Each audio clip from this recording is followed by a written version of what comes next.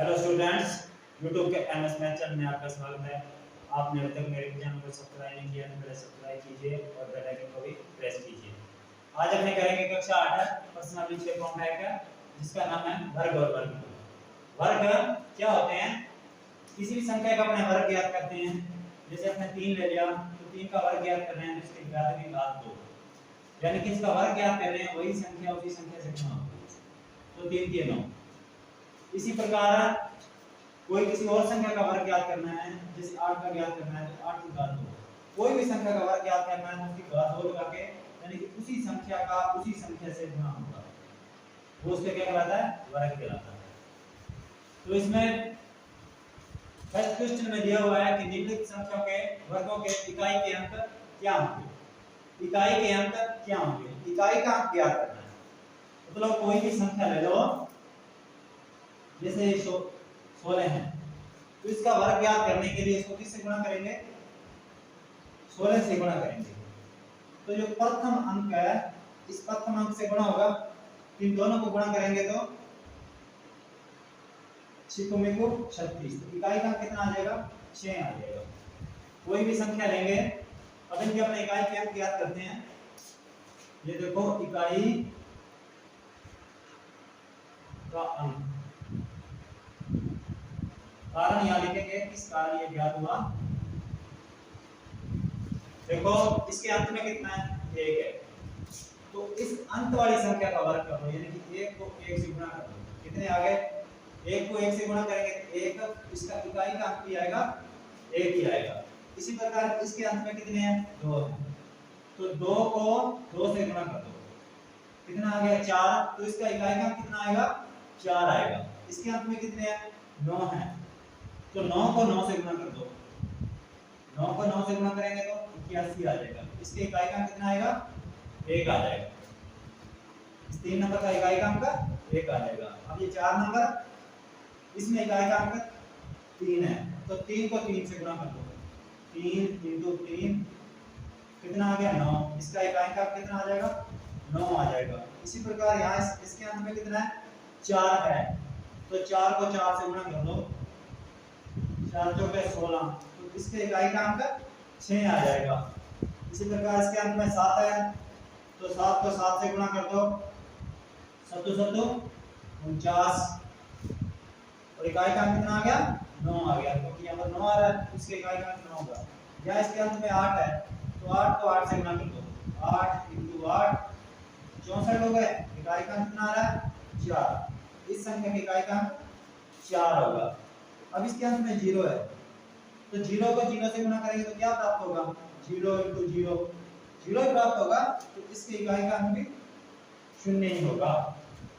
इसके अंत में 6 है, तो 6 को 6 से गुणा कर दो, 36, इसका इकाई का अंक कितना होगा? 6 ही होगा। इसमें इकाई का अंक 6।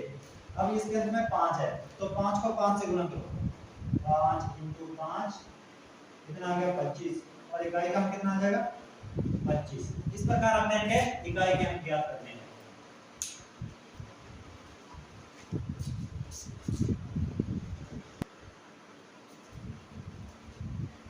प्रश्न संख्या 2, निम्नलिखित संख्याएं स्पष्ट रूप से पूर्ण वर्ग संख्या नहीं है, इसका कारण भी दीजिए। ये जो संख्या दे रखी हैं, ये स्पष्ट रूप से पूर्ण वर्ग संख्या नहीं है, इसका अपने को कारण भी बताना है।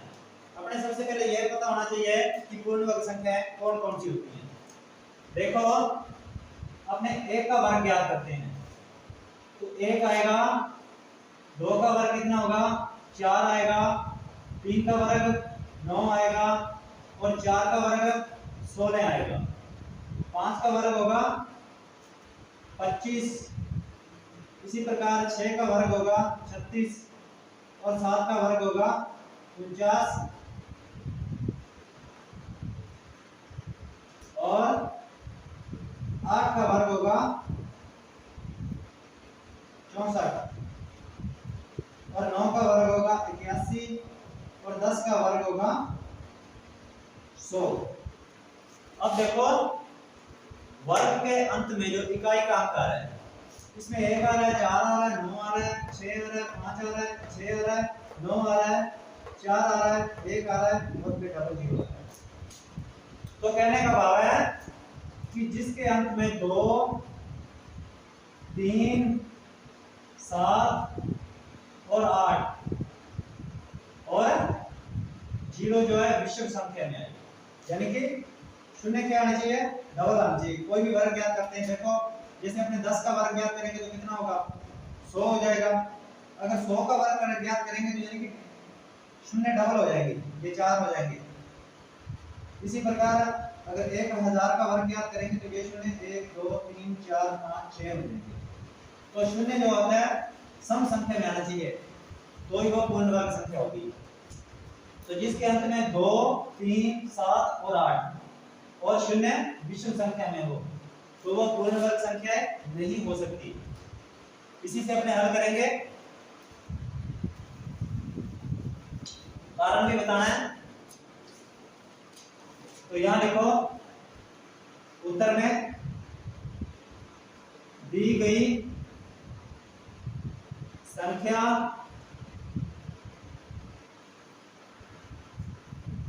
एक 1057 में इकाई का अंक 7 है। इकाई का क्या है, 7 है, इसलिए यह पूर्ण वर्ग संख्या नहीं हो सकती, नहीं हो सकती।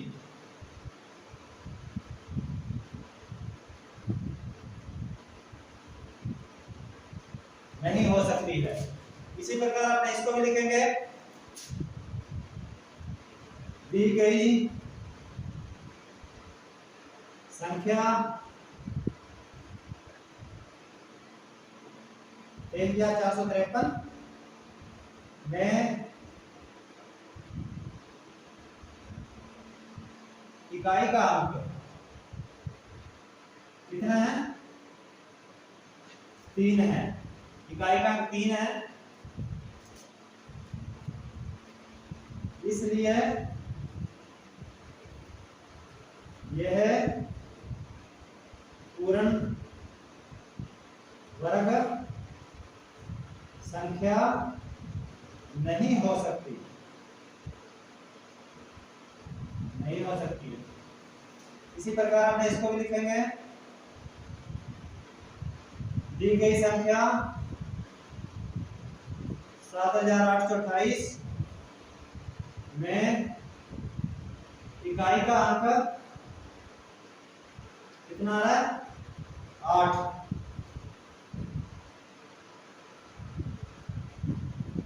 इसलिए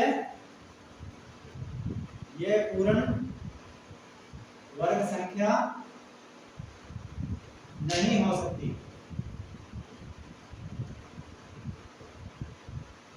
नहीं हो सकती है। इसी प्रकार इसको लिखेंगे, दी गई संख्या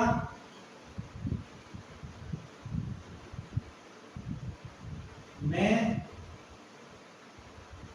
इकाई का अंक जो है कितना है, 2। इसके अंत में इकाई का अंक 2, इसलिए वह पूर्ण वर्ग संख्या नहीं हो सकती। इसी प्रकार आपने इनके आंसर देने हैं, इसी प्रकार इनके क्वेश्चन के उत्तर देने हैं।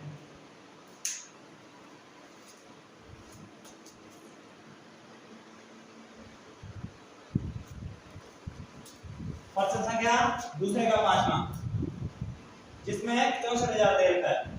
तो इसके अंत में क्या है, जो शून्य है विषम संख्या में है। शून्य कितनी बार आ रहा है, 3 बार आ रहा है, यानी कि विषम संख्या है। शून्य कितनी बार आना चाहिए, सम संख्या में आना चाहिए, या तो 2 आए या 4 आए या 6 आए या 8 आए, तो वो पूर्ण वर्ग संख्या होती है। या अंत में आए 2 या 3 या 7 या 8 या शून्य विषम संख्या में आए तो पूर्ण वर्ग संख्या नहीं होती। इसी प्रकार दी गई संख्या 64,000 में शून्य विषम संख्या में है, इसलिए एक पूर्ण वर्ग संख्या नहीं हो सकती। इसी प्रकार इसका दी की संख्या 82,722 में इकाई का अंक 2 है, इसलिए ये पूर्ण वर्ग संख्या नहीं हो सकती। इसी प्रकार सातवें में दी की संख्या में भी शून्य जो 3 बार आ रहा है, तो अंत में शून्य विषम संख्या में है, इसलिए यह पूर्ण वर्ग संख्या नहीं हो सकती। इसी प्रकार इसमें भी शून्य 1 बार आ रहा है, तो दी की संख्या में शून्य विषम संख्या में यानी कि 1 बार आ रहा है, इस कारण यह एक पूर्ण वर्ग संख्या नहीं हो सकती। इसी प्रकार इस प्रश्न के उत्तर देने हैं।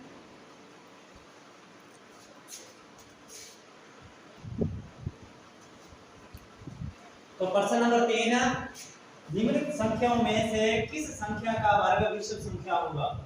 ये जो संख्या दी हुई है इनमें ये बताना है कि किन संख्याओं का जो वर्ग है विषम संख्या होगा।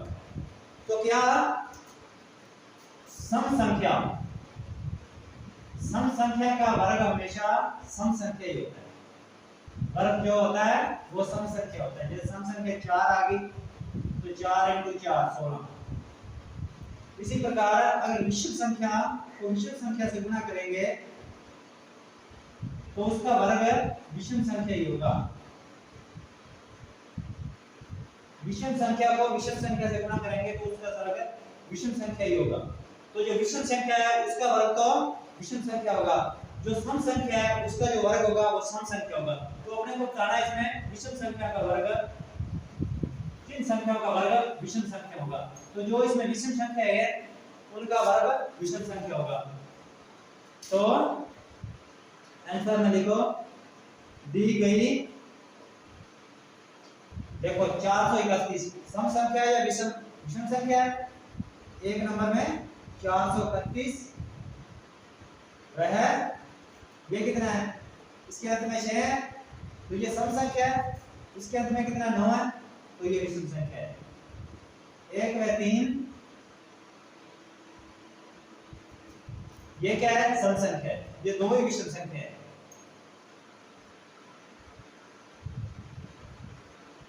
विषम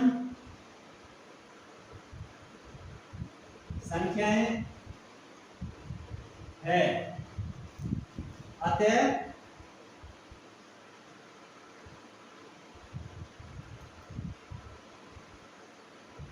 इसलिए इनका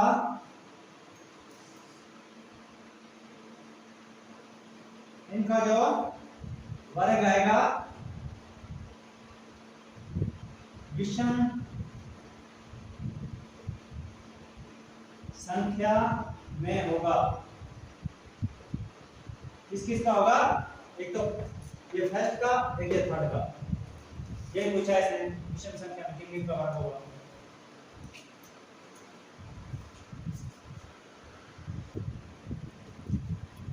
क्वेश्चन नंबर 4, निम्न प्रतिरूप का अवलोकन कीजिए और रेखांकन कर दीजिए। देखो इसमें 11 की स्क्वायर 121 आ रही है और 101 की स्क्वायर 10201 आ रहा है। तो यहाँ पर देखो यहाँ 1 0 है और यहाँ 2 लगा रहा है, फिर इस साइड में 1 0 और एक साइड में 1 0। यहाँ कितने 0 है, 2 0 है, तो 2 सेंटर में 2 दे रहा है, फिर इस साइड में 2 0 और इस साइड में 2 0। तो यहाँ देखो यहाँ कितने 0 दे रहा है, 4 0। तो अपने क्या करो 1 2 3 4 0 इस साइड में और 1 2 3 4 0 इस साइड। अब देखो इसमें भी वही एक तो अपने यहाँ लगा लेते हैं, तो ये कितनी 0 है, 2 4 6, 1 2 3 4 5 6, फिर 2 लगा लो, फिर 6 0 लगा लो, 1 2 3 4 5 6 और फिर 1 और लगा। इस प्रकार आपने इसे हल करना है।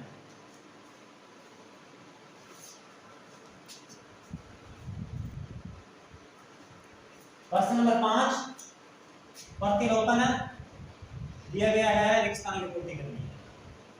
तो देखो इसमें 11 की स्क्वायर 121 आ रहा है और 101 की स्क्वायर जो आ रहा है 10201 आ रहा है। इसी प्रकार यहाँ 1 0 1 0 1 स्क्वायर लगा हुआ है, तो इसको इसमें कितने एक 1 2 3, तो इसको 1 0 2 0 3 तक रहना है, फिर 3 0। इसी प्रकार इसमें कितने एक 1 2 3 4। तो अपने को क्या करना है, 1 0 2 0 3 0 4, कितने एक है 1 2 3 4 एक है ना, तो तो फिर वापस चलो 0 3 2 1 इस प्रकार अपने इसे हल करना है। अब देखो इसको भी हल करना है। इसमें कितने तक है 5 तक है। सेंटर में 5 है तो हमें 5 एक लेने हैं 1 2 3 4 5 ये हो गया। इस प्रकार अपने इसे करना है।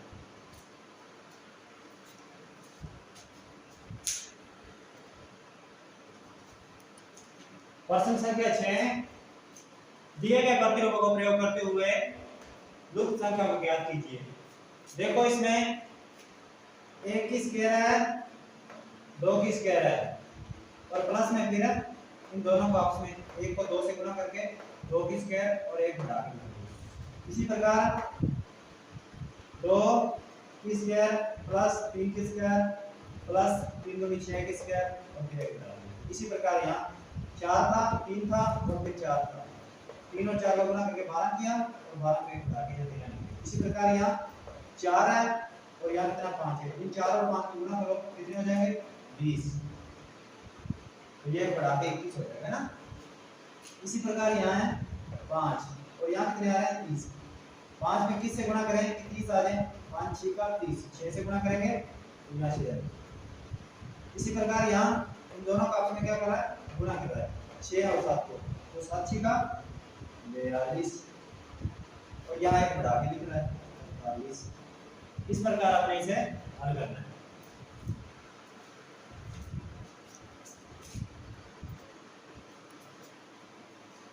प्रश्न संख्या 7 है योग सक्रिय का किए बिना योगफल ज्ञात करना है। योग सक्रिय का प्रयोग किए बिना ही इसका योगफल ज्ञात करना है। इनका योग नहीं करना है इस तरह नहीं जोड़ना है जैसे 1 3 4 5 9 इस तरह नहीं जोड़ना है। अपने किस सूत्र से इसे हल करना है।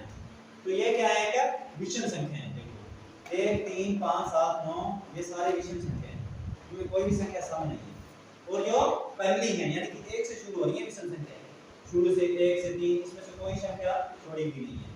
कोई भी संख्या नहीं छोड़ी गई यहाँ पे तीनों क्वेश्चनों में कोई भी संख्या नहीं है।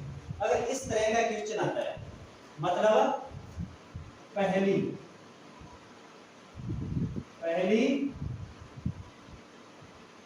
विषम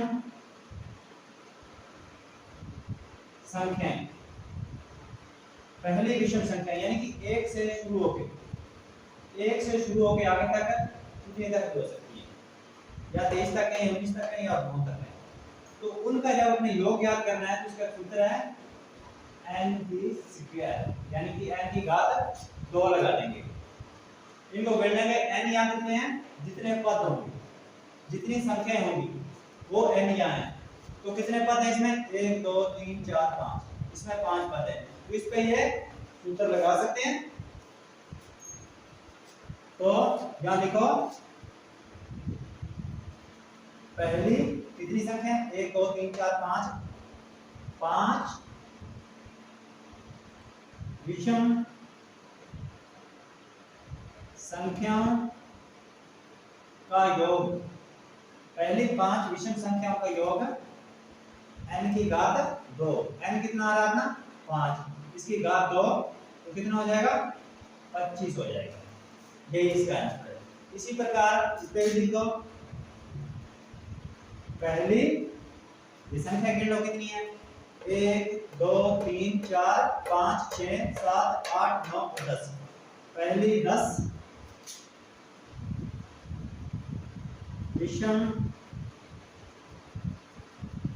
संख्याओं का योग पहली 10 विषम संख्याओं का योग सूत्र क्या है n की घात 2 n कितना 10 इसकी घात 2 लगा दो कितना आ जाएगा 100 आ जाएगा। इसी प्रकार इसका भी ज्ञात कर लो पहली संख्या गिन लो पहले 1 2 3 4 5 6 7 8 9 10 11 12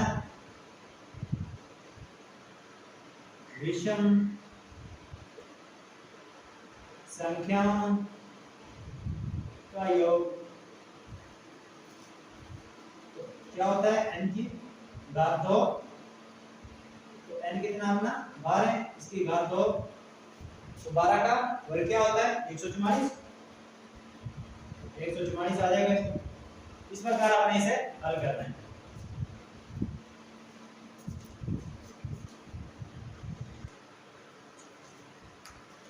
प्रश्न संख्या 8 है जिसमें पहला दिया हुआ है 49 को 7 विषम संख्याओं के योग के रूप में लिखिए। 49 दे रखा है और इसको 7 विषम संख्याओं के योग के रूप में लिखना है। तो योग के रूप में यानी कि इनका योग विषम संख्या जो प्रथम शुरू से शुरू एक से शुरू होती हैं उनका जो योग होता है। तो 49 को 7 से तो शुरू से 1 2 3 4 5 6 और 7 ये गिन लो 7 होनी चाहिए 1 2 3 4 5 6 और 7 इनका योग कितना आएगा 49 आएगा। इसी प्रकार 121 को 11 विषम संख्याओं के योग के रूप में तो 121 को लिख दो 121 किसके बराबर होगा 11 किसके बराबर होगा तो यहाँ लिखते हैं 1 2 3 4 5 6 7 8 9 11 गिनना को 1 2 3 4 5 6 7 8 9 10 1 2 3 4 5 6 7 8 9 10 और एक और लगा देंगे यहाँ पर तो इनका योग कितना होगा 121। इस प्रकार 121 को लिखना है ये इसका आंसर होगा।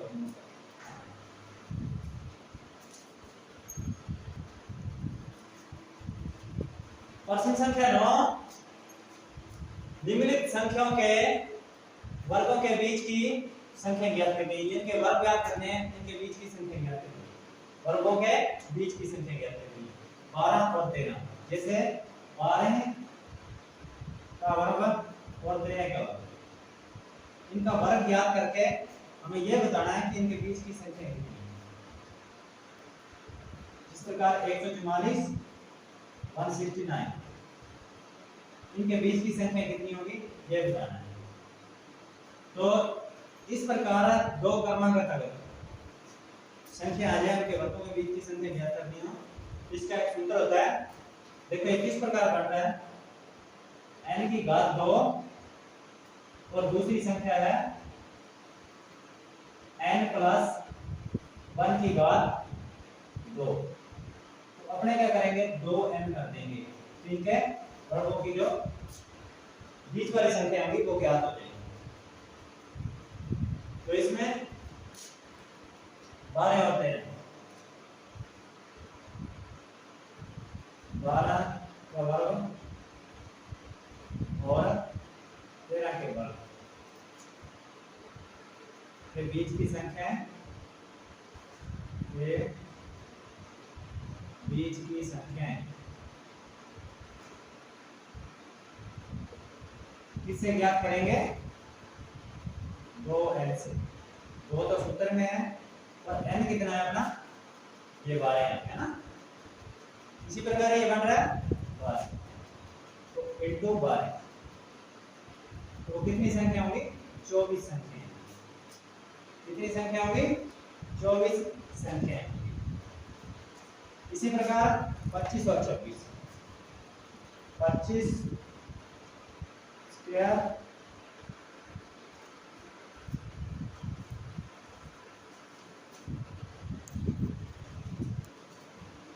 25 और 26 25 और 26 के स्क्वायर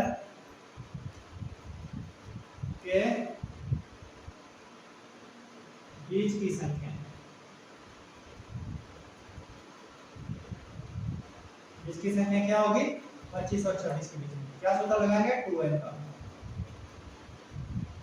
तो 2 तो यहाँ दिया हुआ है और n का मान है 25 इसका मतलब आ जाएगा 50 आ गया। इसी प्रकार 99 99 स्क्वायर और 100 का वर्ग के बीच की संख्या कौन सा सूत्र है? 2 है। तो 2 तो यहाँ है और n का मान है कितना? 99 गुणा कर दो 18। इस प्रकार आपने करना है। बीच की संख्या इसी प्रकार ज्ञात करनी है। क्वेश्चन नंबर 9 हल